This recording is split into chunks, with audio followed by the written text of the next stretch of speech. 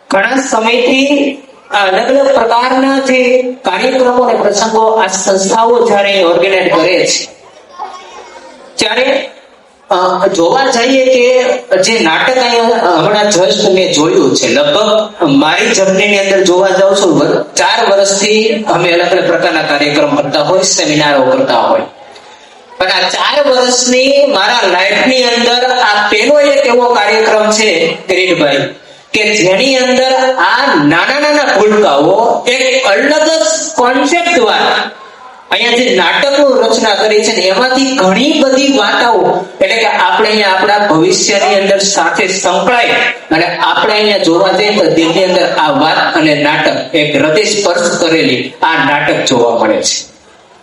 અને અહીંયા જે છે એક પણ પાત્ર બહારના નથી, આ બધા જ બાળકો એટલે કે આ સંસ્થાના છે.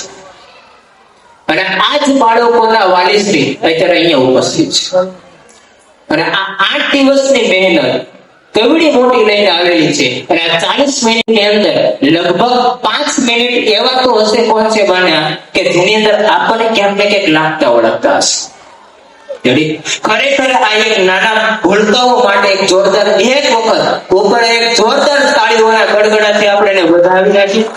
અને આ બાળકો ભવિષ્યમાં પણ આ તો આજે અહીંયા ટેસ ઉપર અહીંયાથી અલગ અલગ પ્રકારનું પરફોર્મન્સ કરેલું છે. કાલ સવારે હું એવું કહી શકું કે આ જ બાળકો એટલે કે આખા ગામમાં, આખા રાજ્યમાં, આખા ભારતનું નામ રોશન કરે એવી હું અભિલાષા સાથે આ બાળકોને હું એવી નમ્ર અપીલ કરું છું કે આ બાળક ક્યાંક ને ક્યાંક, હું એમ નથી આખી ટીમ નીકળી છે, આમાંથી અમુક બાળકો ન થાય પણ આમાંથી બધા જ બાળકો એક સાથે એક મંચ ઉપર પરફોર્મન્સ કરે એવી અહીંયા હું એની શુભેચ્છા પાઠવું છું.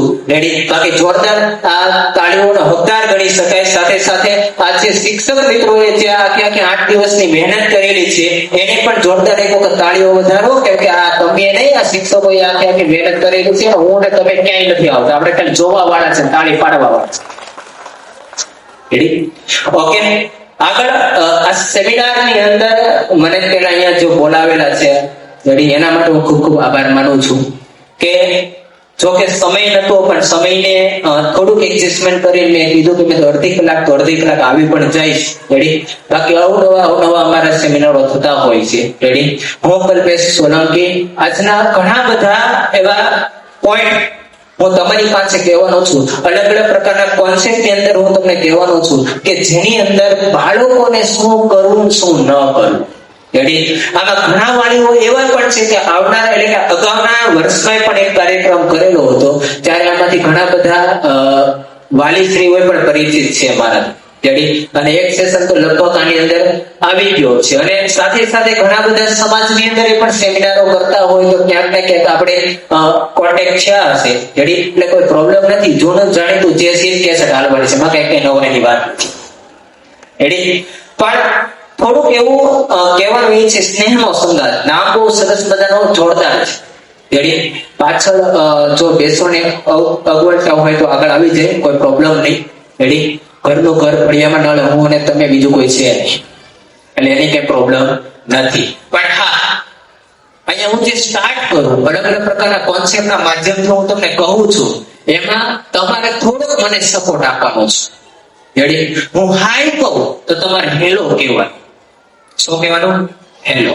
કારણ કે વૈશ્વમાં અમને ખબર પડે જાગે છે કે ટાઈમ થઈ ગયો હોય અમુકને, અને અમુકને ટાઈમ ઉપર થઈ ગયો હોય કે આ ક્યારે પૂરું કરે.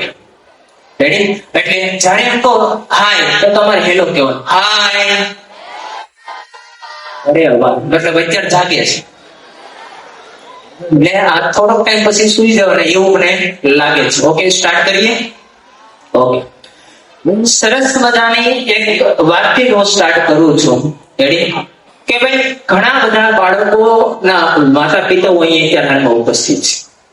ઘણા બધા માતા પિતાઓની અંદર એવી ઊંડી અને ઊંડા વિશ્વાસથી એવો વિશ્વાસ હશે કે મારું બાળક આગળ જઈને ક્યાંક ને ક્યાંક જશે અને કંઈક ને કંઈક કરશે.